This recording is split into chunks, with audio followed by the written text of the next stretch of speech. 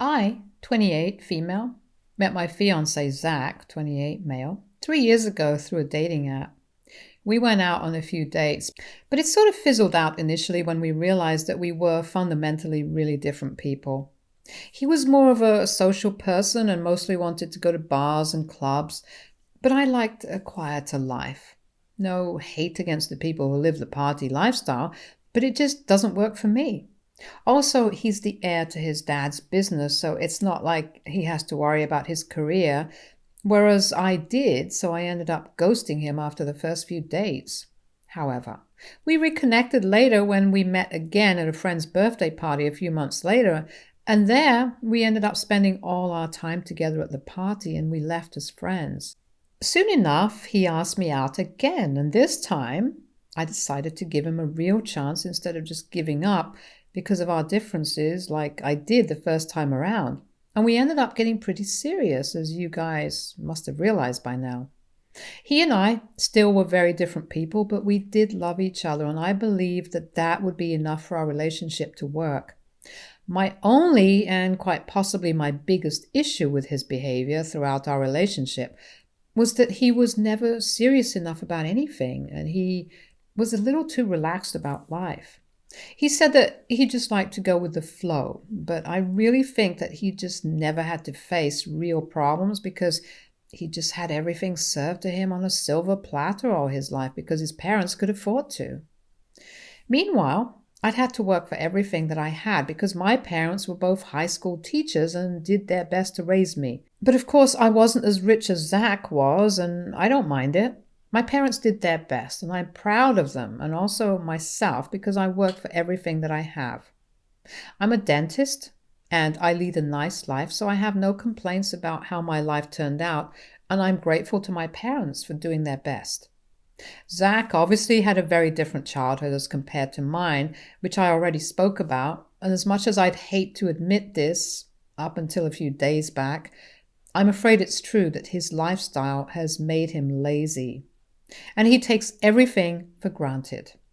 We moved in together 1 year after dating, and I realized that Zach hadn't grown up at all and still believed that playing video games all day, going to the gym occasionally, and partying every weekend was okay.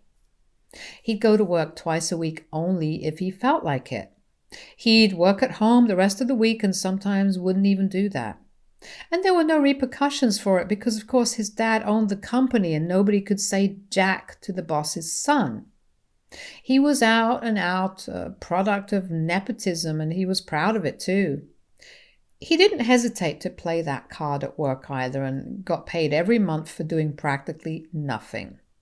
His dad was still working, and he'd reassure Zach that no matter what happened, he'd still inherit the business, and he was sure that Zach would do a great job of running it, as smoothly as he was, even though Zach didn't even bother to show up for work and barely had any real-life experience. I don't think a business degree is as good as experience, but that's just my opinion. I did try to talk to Zach about it a couple of times, but he told me that as long as he got paid, I didn't need to meddle in his professional life.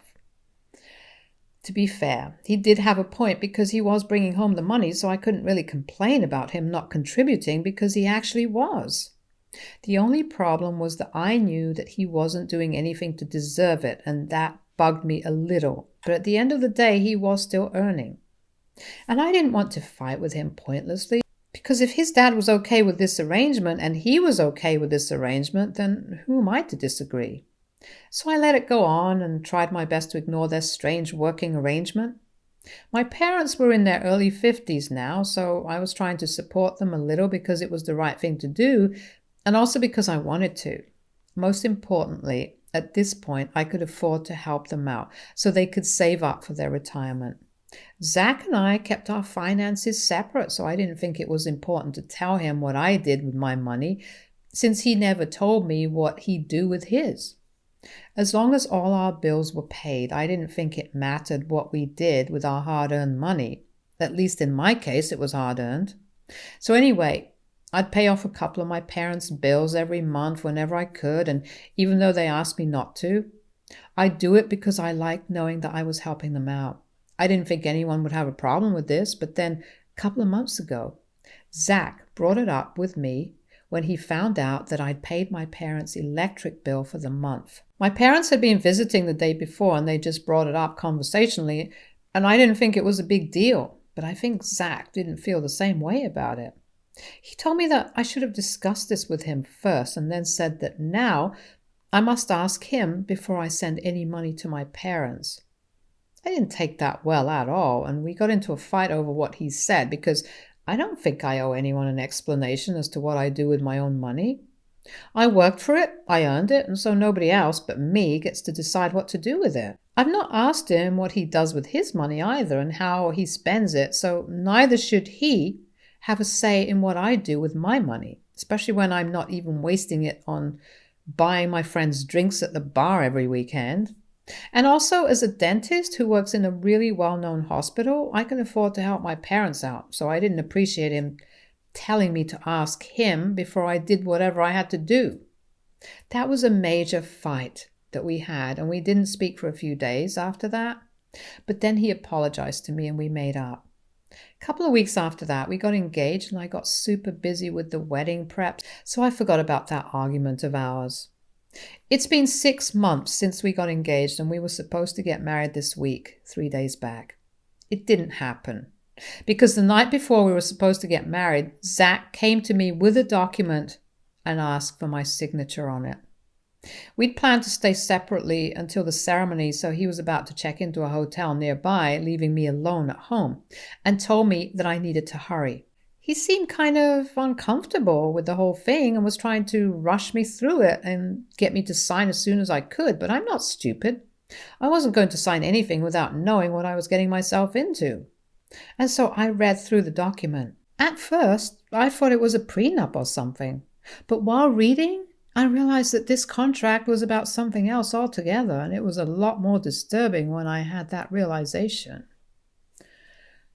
It was a contract that said that after I got married, I would not use my money to fund my parents or any other member of my family, and that if I was ever to get pregnant and have children, they were never to be left with my parents unsupervised until they reached the age of 18. It also said that if Zach or my in-laws deemed it necessary, then I might even have to go no contact with my own family. I don't think I still have words to express exactly how I felt at the time when I went through that contract and I could only stare at Zach with an open mouth. I think a brutal prenup would have been less offensive because at least then he would have been trying to protect his own wealth. The contract that he'd drawn up just made it look like my parents were greedy and untrustworthy vultures waiting to pounce at the slightest opportunity to extort money out of me, which was not the case at all. I think I didn't say anything for about a minute after reading that contract, and I just kept staring at it, trying to make sense of it. Zach tried to explain to me that the reason he and his parents had thought that this was a necessary measure to take was because of the argument regarding my parents' bills that I'd paid. He believed that this could take a really bad turn with time because soon enough, his dad was going to retire and he'd been running the business, which meant a significant raise in his income. And he didn't want my parents to think that they were entitled to any sort of monetary help from either of us at any point. And this contract was supposed to make sure of that. The clause about our future children was something he'd added just in case my parents decided to use our kids against us. And the last one was just for worst case scenarios, but he told me not to worry about that because he hoped that things would never have to come to that at all. He was talking to me as if this was all normal, and he wasn't demanding anything out of the ordinary at all, which was really strange because throughout the course of our relationship, I kept wondering if Zach would ever grow up enough to take anything seriously. And now that he'd finally decided to get serious, the first thing he did was show me exactly how low his opinion of me and my parents was. I could hardly believe what he was saying, and the way he was asking me to just sign it so casually was disconcerting. I was livid, but instead of throwing it at his face right then, I decided that I was going to wait it out and insult him in a much worse way than he or his parents could even imagine. So I decided to sign it, but I also told him that I wanted to keep that copy with myself for the time being. He was just so thrilled that I decided to sign it that he didn't even question me as to why exactly I wanted to keep it with me, and just left after that.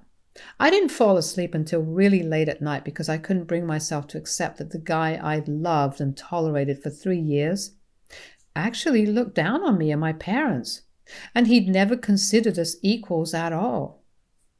It was all just him pretending that he admired me for working hard and respected my parents for doing their best, but unfortunately, he didn't think we were trustworthy at all and were just in this for the money.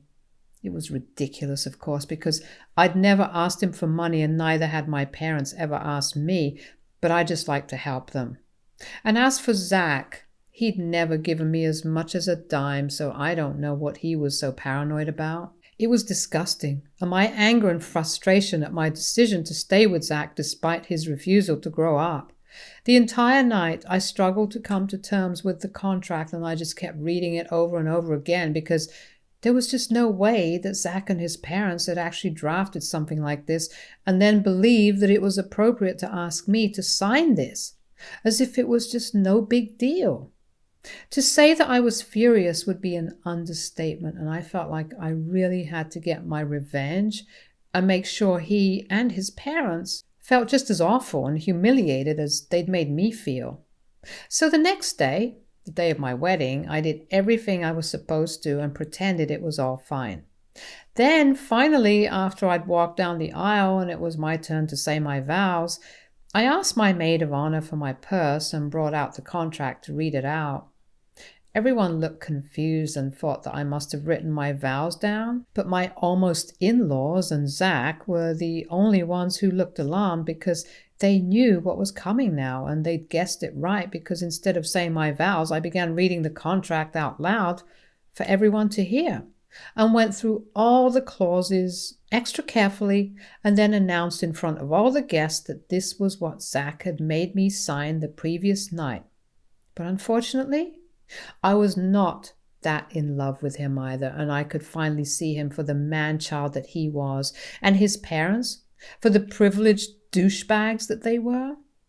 Then I finally ripped that contract up into tiny little pieces as aggressively as I could and then flung it right at Zach's face. It was very dramatic for my taste, but it was also really, really satisfying and low-key to watch him back up in surprise and try to spit out one piece of paper that had accidentally ended up in his mouth somehow.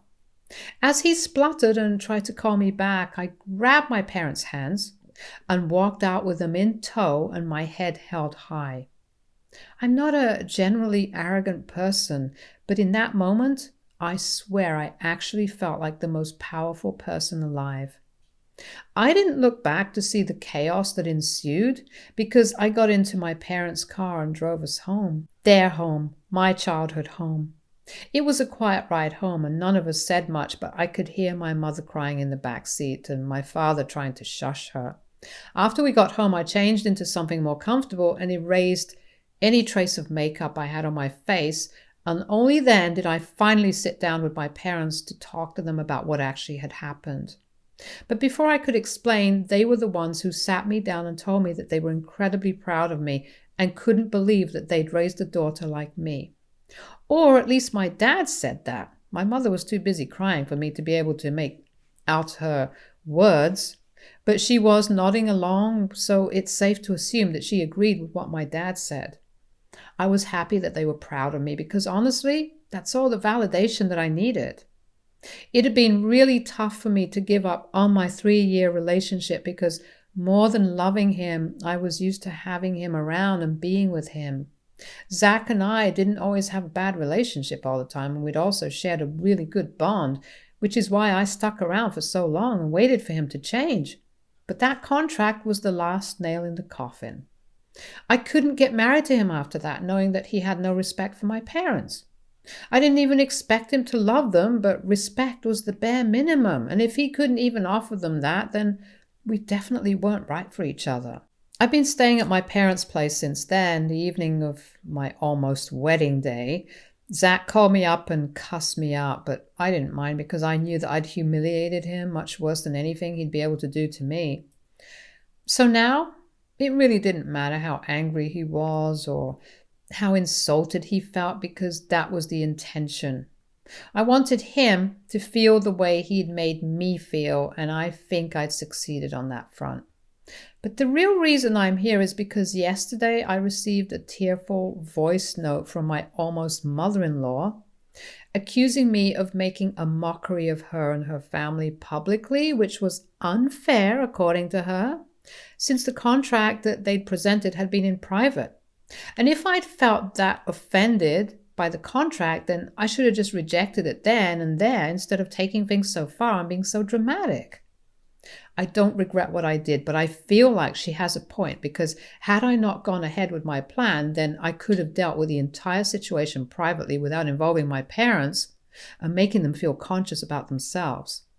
I got a little carried away with the idea of humiliating Zach and getting back at him that I forgot to take into consideration the more practical side of things. And I think that's why I might have been in the wrong. AITA for publicly humiliating my fiancé and walking out of our wedding because his family had come up with an offensive contract against my parents? Update 1.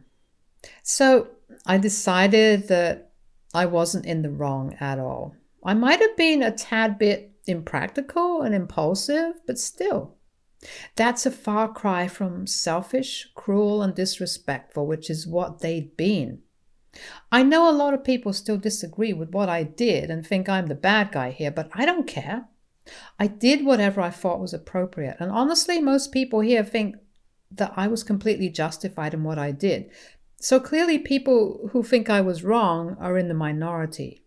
There's only so much disrespect an individual can take, and I think I'd spent enough time allowing Zach to say and do whatever he wanted to without questioning anything at all. But when it comes to me and my parents, I'm not going to stand for this BS at all. And that one fight that we'd had over the electric bill should have been enough for him to realize that. He didn't realize, and that's on him, really. We're still in touch because we're discussing how to split the expenses of the wedding since we have to pay everyone involved, but even that's about to be over in a few days, and honestly, I don't even regret losing the money. I would have lost just a little less if I'd cancelled the day before. At least this way I have a cool story to tell people about what I did at my first wedding. Update 2. So, it's done now. Zach and I officially paid off the caterers for our wedding, and now all the bills are cleared. He and I have nothing to discuss anymore, so he finally blocked me. I feel relieved, but also kind of empty at the same time. I think that's just because I'd spent so many years believing that I loved him and he loved me that now I no longer know what to do without him. I know I'll find my way out of this as well, but it just feels really weird and numb. I've been riding the high of my dramatic exit and all the "you're so fabulous" texts that I'd been receiving for the past week and a half. But now that that's dying down, I'm finally beginning to process the gravity of what happened, and I must admit, it's not a very nice place to be. Part of me wants him back, and I'm almost ashamed of it, so I'm sharing it with you guys so I feel less lonely since I can't exactly talk about this to anyone I know in person. I could, but it'd feel weird, and I don't want to make anyone feel awkward or uncomfortable, so any advice on how to deal with a heartbreak like mine is welcome. LOL. Update 3. Hey, people of Reddit. It's been about a month since I walked out of my wedding, and I'm doing better now. Last week, I finally went back to our old house to pack my things up. Zach wasn't at home, but a friend of his was and let us in. It felt weird knowing that I wouldn't be coming back there anymore and that was my last trip to the place I'd called home for so long. My friend and I packed up and left as soon as we could because I didn't want to get emotional and end up crying in front of other people. Zach's friend, who was staying there with him at the time, did hand me a note before I left, though. It was kind of bittersweet because it was an apology for what he'd done and how he treated me because he'd always known that I'd been even-tempered and shy. So things must have been pretty bad for me to throw a public fit like that. And yes, that was entirely true, but I'm glad he realized his mistake and apologized for it.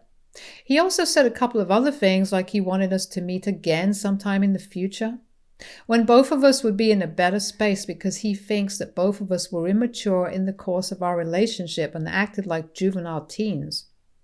We cared more about being in a relationship than about each other, and I suppose he's not wrong, but it stung to read all of it and realize that even I'd messed up on some level. I don't think it's likely that we'll ever get back in touch or fall in love with each other again, but it's sweet that he apologized to me. That's really all that I can say, because despite this apology, I still can't change the past and fix our relationship because the damage is done now. I'm sad that we ended on such a terrible note, but I'm also looking forward to a better life now that I'm single. I'm obviously not going to be dating anyone for quite some time and focus only on myself and improve myself so that I don't end up making the same mistakes that I made with Zach. I've rented a new apartment near my parents' place so I can just visit them if I feel too lonely. And I've also decided to devote more time to work and also reading, painting, and other hobbies of mine, which I'd forgotten about after I started dating Zach, and then my entire life became about my relationship. But that's going to change now, and I'm looking forward to that change. I don't know what the future holds for me, but I'm glad that I have supportive parents, empathetic friends, and a steady job to keep me sane. Stay tuned for more stories from our girl relationships.